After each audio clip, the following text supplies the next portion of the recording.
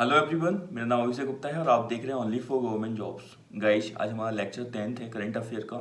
कल संडे था तो रिवीजन डे था और सी सेट पढ़ने का दिन था, इसलिए कल लेक्चर नहीं आया था। पर हाँ, मंकी बॉक्स से रिलेटेड मैंने एक शॉर्ट्स वीडियो डाला था, उसे देख लेना, अच्छी वीडियो है। ठीक है, आज हमारा करंट अफेयर का लेक्चर 10th है।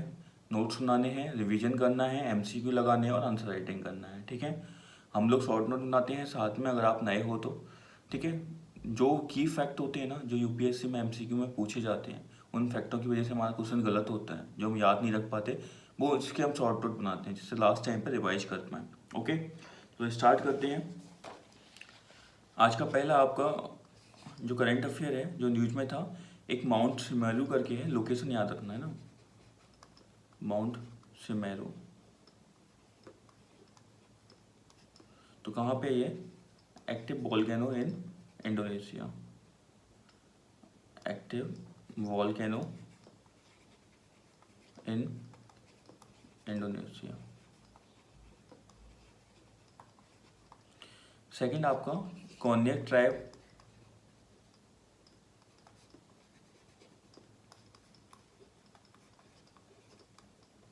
एक सेकेंड, कॉन्यक ट्राइब, तो ये कहाँ पे है? नागालैंड।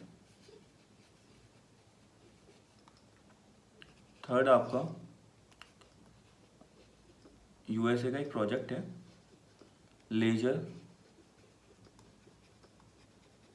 कम्युनिकेशंस रिले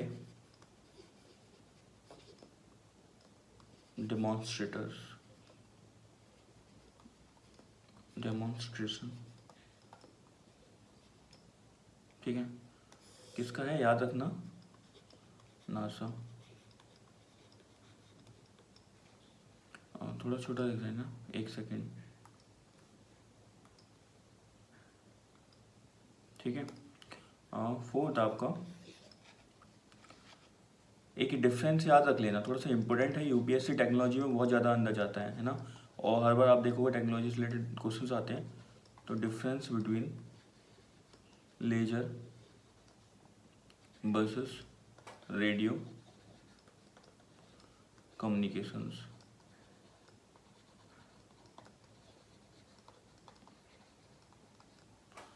ठीक है, 2-3 लाइन में लिख लो, और जो की फैक्ट है वही मैं लिखा रहा हूँ, लिख लीजिए। लेजर, एल से लिख देता हूँ, laser communications and radio waves. ठीक है, एक सेकेंड, ठीक है, लिख लीजिए। Laser communications and radio waves use different wavelengths. सबसे तो पहले याद रखना कि जो ये वेवलेंथ यूज करते हैं वो अलग अलग है। ठीक है, different wavelengths of light. Second आप याद रखना, the latter uses infrared light, infrared light and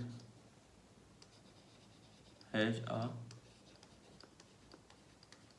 shorter wavelength than radio waves. ठीक है, इसके अलावा एक और लिख लेना। ठीक है, यहाँ पे लिख लो, this will help the transmission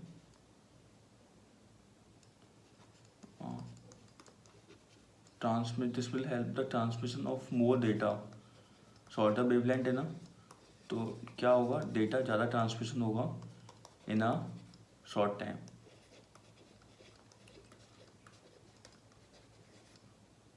ठीक है, सेकंड एक पॉइंट और लिख लो इसका,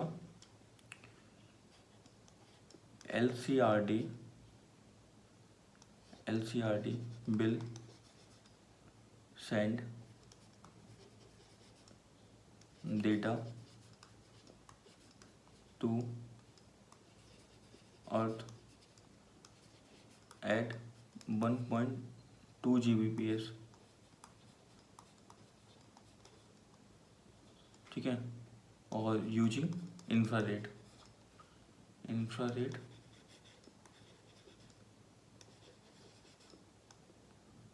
लेजर्स। तो ये अच्छा है ना, जो नासा लेके आया है। थर्ड इसमें ही पॉइंट लिख लो, ऑप्टिकल और laser communications systems are smaller, optical or laser communication systems are smaller in size, weight and require less power compared with radio instrument, ठीक है। इंस्ट्रूमेंट, तो यहाँ पर एक लाइन में कंक्लूजन लिख लो, hence LCRD enabled mission will have unparalleled communication capabilities, ठीक है। तो आपको पूरा फ़ायदा समझ में आ गया। अगर मेंस में भी कभी आ जाता है ना, तो आप यही पॉइंट लिख सकते हो वहाँ पर, और यूपीएससी इनमें से कोई भी क्वेश्चन बनाएगा तो आप कर लोगे इजीली। नेक्स्ट आपका थर्ड था, नहीं थर्ड 1 2 3 4 था, है ना। फिफ्थ आपका आसपा। देखा आपने नागालैंड का क्राइसिस हुए थे जब, है ना, ये इशू चल रहा था। तो यहाँ 2-3 चीज़ें लिख लेना, watch originally promulgated by the British in response to the Quit India movement in 1942। और इम्पोस्ट कौन करता है इसे, तो याद रखना दोनों लोग करते हैं, इम्पोस्ट बाय सेंटर और गवर्नर ऑफ स्टेट। तो इसे दोनों लोग इम्पोज करते हैं, स्टेट भी कर सकता है आपका, सेंटर भी कर सकता है। और इसमें आपने देखा था आदमी को कितनी ज़्यादा पावर मिल जाती है ना।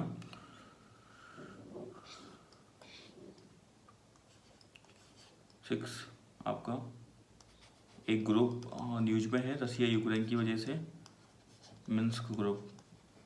तो जो यूक्रेन में डोनबास रीजन है उसके क्राइसिस को रिजॉल्व करने के लिए ग्रुप बना था, Russia Ukraine issue in Donbas region. Next आपका एक्सरसाइज लिख लो, एक सेकेंड। Exercise pen x 21। तो ह्यूमैनिटेरियन एक्सरसाइज है ना, humanitarian exercise of BIMSTEC. Guys हमने देखा है ना, लोग कहते हैं कि प्री की तैयारी अलग होती है, मेंस की अलग होती है। ऐसा नहीं है। क्या होता है, कभी कभी जैसे आपने बीमस्टेक के बारे में कुछ लिख रहे हो तो उसमें आप ये भी ऐड ऑन कर सकते हो कि कैसे एक्सरसाइज वगैरह डिफरेंट हो रही हैं, ऐसे और अच्छे से कैसे कोऑर्डिनेट कर सकते हैं।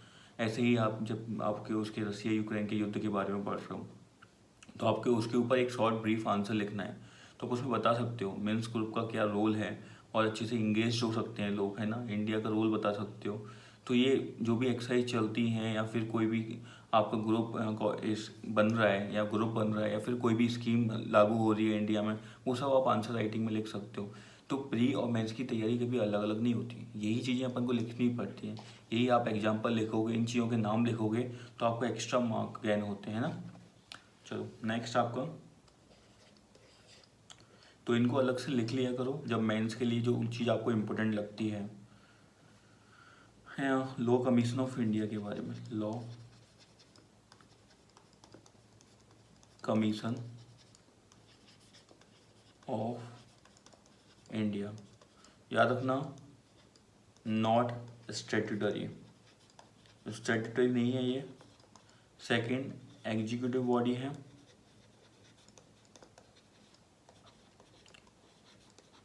और थर्ड आपका फर्स्ट कब बना था, तो फर्स्ट इन आपने पढ़ा ही होगा 1834। और नाइन्थ आपका law commission of India, okay हाँ, बी थिंक,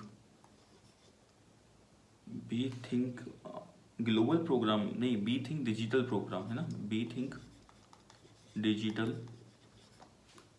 प्रोग्राम, अच्छा प्रोग्राम है, आप इसके बारे में पढ़ना।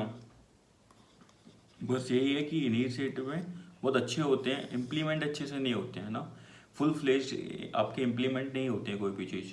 अगर अच्छे से इम्प्लीमेंट होंगे ना तो रिजल्ट भी अच्छे आएंगे। और सबसे बड़ी चीज़ इंडिया में ये है कि हम जो स्कीम्स लॉन्च करते हैं उनके आउटकम्स नहीं देखते हैं कि आउटकम क्या आए हैं, है ना, बस लॉन्च करते जाते हैं। तो इसमें क्या है, लेके कौन आया, national commission for women. Second किसके साथ पार्टनरशिप की है, इसमें पार्टनर है फेसबुक। क्या करना है, 1 लाख को ट्रेंड करना है, हिंदी में लिख लिया करो, कभी कभी बहुत अच्छे से याद हो जाता है, को ट्रेंड करना, ये आपका ऑब्जेक्टिव है। नेक्स्ट आपका 10th संपन्न प्रोजेक्ट। तो ये किससे रिलेटेड है, पेंशन से रिलेटेड, बस इतना ही बहुत है इसमें। नेक्स्ट आपका ग्लोबल मीथेन इनिशिएटिव। तो ये बहुत पुराना है क्या, जी हाँ, 2004 में आया था, इंडिया इसका मेंबर है, तो है इंडिया इज मेंबर, ठीक है। नेक्स्ट आपका 12th संपन्न हो गया, हाँ, अर्थ ब्लैक बॉक्स। ब्लैक बॉक्स के बारे में पढ़ा होगा आपने, अर्थ का नहीं, हेलीकॉप्टर वगैरह में आपने देखा होगा कि कोई भी एरोप्लेन वगैरह आपका क्रैश होता है तो उसमें पूरा रिकॉर्ड होता है, हिस्ट्री उसकी कि कैसे रिकॉर्ड, क्या इशू आया होगा प्लेन में, वो सब ब्लैक बॉक्स में रिकॉर्ड होता है। ऐसी कोई ऑस्ट्रेलिया में अर्थ का एक ब्लैक बॉक्स तैयार किया है जिसमें हमारे आपके अर्थ की हिस्ट्री रिकॉर्ड होगी कि कैसे हमारा सिविलाइजेशन बर्बादी की ओर जा रहा है। तो लिख लूँ, steel structure by Australian scientist that will record every step, that will record every step humans take towards the civilization to crash, ठीक है। 13th stand of anti tank. तो ये क्या हो गया, S A anti Sant missile. तो कौन लेके आया इसको, DRDO। नेक्स्ट आपका 14th है ना, हाँ, UN क्लोज आपने पढ़े होंगे, लॉ ऑफ सी। तो इसके बारे में 2-3 फैक्ट है, लिख लो। एडॉप्टेड एंड साइंड इन 1982, पहला फैक्ट। सेकंड, इफेक्टिव कब से हुआ था, इफेक्टिव इन 1994। ओके, इसमें 5 जॉन्स होते हैं, ठीक है, तो जॉन्स के नाम भी याद रख लेना। सबसे पहला आपका इंटरनल वाटर होता है, ठीक है। सेकंड आपका इंटरनल हो गया, टेरिटोरियल सी आएगा, टेरिटोरियल सी, ठीक है। थर्ड आपका आएगा कंटिन्यूअस जॉइन। थर्ड आपका आएगा एसीजेड, सॉरी एक एक्सक्लूड था ना, एक्सक्लूड इकोनॉमिक जोन, एसीजेड नहीं, जोन आ गया। और फिफ्थ आपका आएगा हाई सी, ओपन सी है ना। 5 सी हो गए, इंटरनल वाटर हो गया, टेरिटोरियल आएगा, फिर कॉन्टिग्यूअस आपका EEZ आ गया और हाई सी आ गया। चलो एक फैक्ट और इसके बारे में याद रखना, इसमें 3 इंस्टीट्यूशंस भी हैं, 3 इंस्टीट्यूशंस। वो कौन कौन से हैं, तो पहला आपका ट्रिब्यूनल है, जो डिस्प्यूट्स को रिजॉल्व करेगा। सेकंड आपका सीबेड अथॉरिटी है,